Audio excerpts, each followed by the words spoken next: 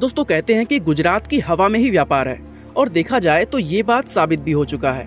और वो कैसे, हम आगे इस वीडियो में जानने वाले हैं। अक्सर गुजरात के लोगों की ये खासियत होती है कि वो अपने लक्ष्य को हासिल करने के लिए किसी भी हद से गुजर जाते हैं, भले ही उन्हें लोगों के घर घर जाकर खुद अपना प्रोडक्ट क्यों ना बेचना पड़े।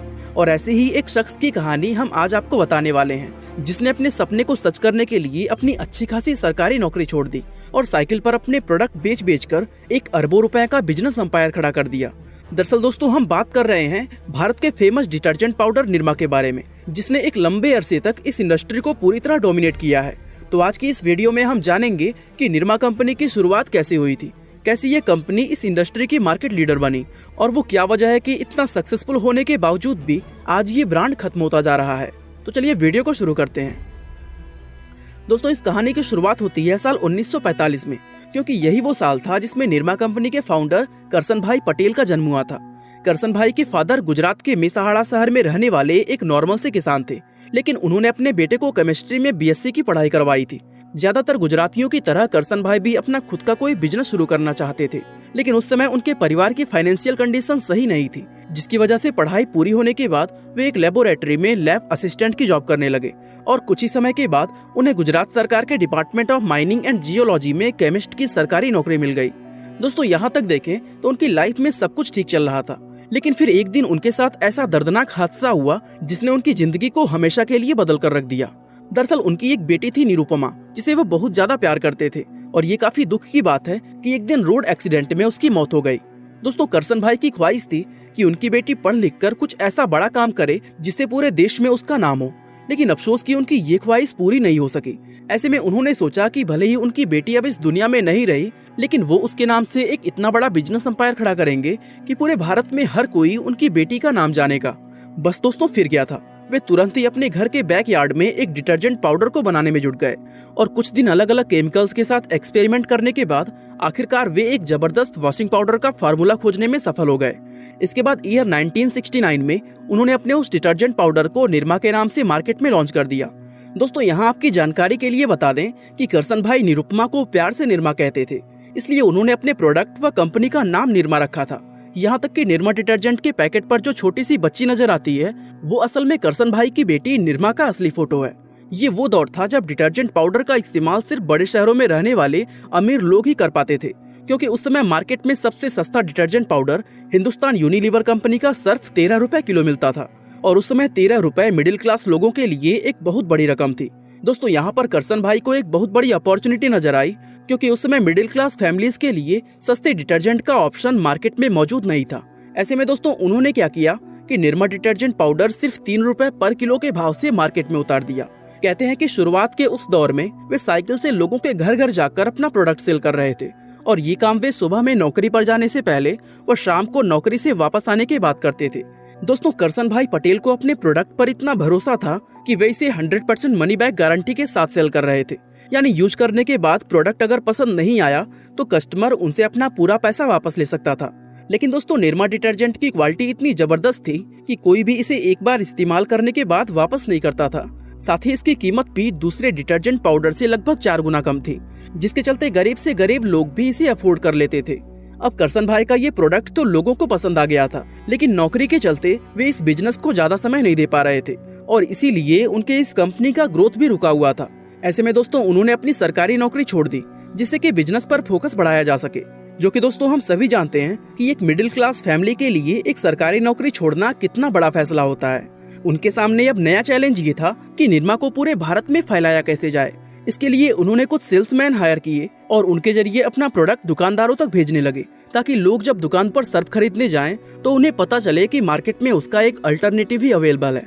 दोस्तों अब रिटेलर्स अपनी शॉप पर सर्फ के साथ निरमा को बेचने के लिए राजी तो हो गए थे, लेकिन इसमें दिक्कत ये हुई कि ज्यादातर शॉपकीपर निरमा को नगद की जगह उधार लेने लगे। दरअसल रिटेलर्स को ये डर था कि निरमा के ना बिक पाने पर कहीं उनका नुकसान ना हो जाए, इसलिए वो पहले सेल्समैन से माल उधार में लेते थे, और जब उनका वो माल बिक जाता था तब वो उसका पेमेंट करते थे। दोस्तों रिटेलर्स के ऐसा करने से करसन भाई को पैसों की कमी होने लगी, और ये प्रॉब्लम इतनी ज्यादा बढ़ गई कि कंपनी पर बैंकरप्ट होने का खतरा मंडराने लगा। लेकिन तभी इस प्रॉब्लम को दूर करने के लिए करसन भाई पटेल ने एक ऐसी कमाल की स्ट्रेटजी अपनाई जिसने एक ही झटके में निरमा को मार्केट लीडर बना दिया।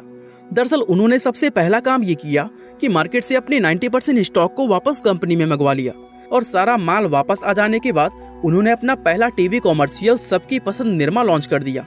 दोस्तों इस ऐड ने रातों रात इस इंडस्ट्री का पूरा गेम चेंज कर दिया। असल में लोग जब इस ऐड को देखकर मार्केट में निरमा खरीदने गए तो उन्हें ये किसी भी दुकान पर नहीं मिलता था और इसके ना मिलने की वजह से लोगों को लगता था कि ये मार्केट में आते ही बिक जाता है। इस तरह लोगों के बीच निरमा का डिमांड हद से ज्यादा बढ़ गया और इस डिमांड की वजह से अब उल्टा शॉपकीपर्स निरमा के प्रोडक्ट की मांग करने लगे। जो रिटेलर्स पहले निरमा को उधार लेने में भी नखरे करते थे, अब वो इसके लिए नगद ही नहीं बल्कि एडवांस पेमेंट करने के लिए भी राजी हो गए थे। यानी अब पूरा कंट्रोल निरमा के हाथों में आ गया था।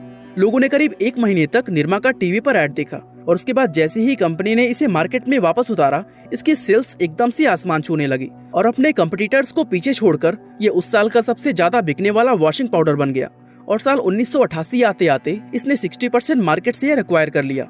दोस्तों ये वो दौर था जब निरमा ने करीब 10 सालों तक दूसरे किसी भी ब्रांड को अपने आसपास भटकने तक नहीं दिया था। इसके बाद कंपनी ने अपने कुछ दूसरे प्रोडक्ट्स भी लॉन्च किए जिसमें निरमा साबुन का नाम भी आता है।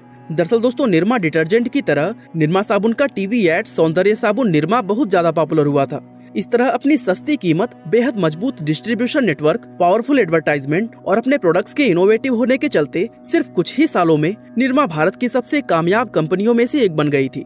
लेकिन दोस्तों आज ये देखकर काफी हैरानी होती है कि एक समय निरमा का जो मार्केट शेयर 60% हुआ करता था वो साल 2015 तक आते आते सिर्फ 12% रह गया। अब सवाल ये आता है कि सब कुछ इतना अच्छा और परफेक्ट होने के बाद निरमा आखिर फेल कैसे हुआ। जो निरमा पहले हर एक घर में नजर आता था आज दुकानों पर भी वो दिखाई क्यों नहीं देता। असल में दोस्तों निरमा के इस डाउनफॉल के पीछे कई अलग अलग रीजंस हैं। तो चलो एक एक करके उन सभी रीजंस को जानते हैं। Number 1, innovation.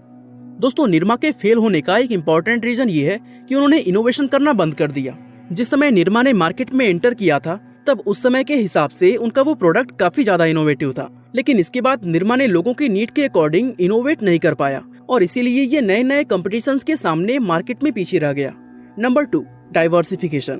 दोस्तों निरमा को जब सक्सेस मिला तो उन्होंने तुरंत अपने कई सारे प्रोडक्ट्स मार्केट में लॉन्च करके अपने पोर्टफोलियो को डाइवर्सिफाई कर दिया। देखा जाए तो उनका ऐसा करना पूरी तरह गलत भी नहीं था, लेकिन इससे उन्हें नुकसान ये हुआ कि उनका फोकस अपने हीरो प्रोडक्ट वॉशिंग पाउडर से हटकर अलग अलग प्रोडक्ट्स में बढ़ गया। ऐसे में वो समय के साथ लोगों की बदलती हुई जरूरतों को समझने में नाकाम हो गए और वे खुद ये बात भूल गए कि उनकी सबसे बड़ी खासियत क्या है। Number 3, consumer perception. दोस्तों निरमा ने शुरुआत से ही अपनी एक ऐसी इमेज बनाई थी जिससे लोगों को ये एक सस्ता और मिडिल क्लास ब्रांड नजर आता था। अब ये चीज साल 2010 से पहले तक कंपनी के लिए फायदेमंद रही, लेकिन उसके बाद निरमा के प्रति लोगों का ये परसेप्शन उल्टा उसे नुकसान पहुंचाने लगा। दरअसल 2010 के बाद मार्केट काफी तेजी से बदलने लगा। अब लोगों को सिर्फ सस्ता नहीं बल्कि अच्छी पैकेजिंग और प्रीमियम नजर आने वाले प्रोडक्ट्स चाहिए था। निरमा ने लोगों के इस परसेप्शन को चेंज करने की काफी कोशिश भी की, यहाँ तक कि उन्होंने निरमा ब्लू, निरमा एडवांस और सुपर निरमा जैसे कई अलग अलग प्रीमियम डिटर्जेंट पाउडर लॉन्च भी किए, लेकिन फिर भी वो लोगों का परसेप्शन चेंज नहीं कर पाए। Number 4, bad marketing. दोस्तों निरमा एक ऐसा ब्रांड है जिसने अपने टीवी ऐड के दम पर सक्सेस हासिल किया था, लेकिन साल 2012 के बाद से ये मजबूत पहलू उल्टा उसकी कमजोरी बन गई। दरअसल 2010 में जब निरमा ने अपना मार्केट शेयर लूज करना शुरू किया तो कुछ अलग करने की कोशिश में कंपनी ने ऐसे ऐसे अजीब एडवर्टाइजिंग कैंपेन चलाए जो लोगों पर बेअसर साबित हुए।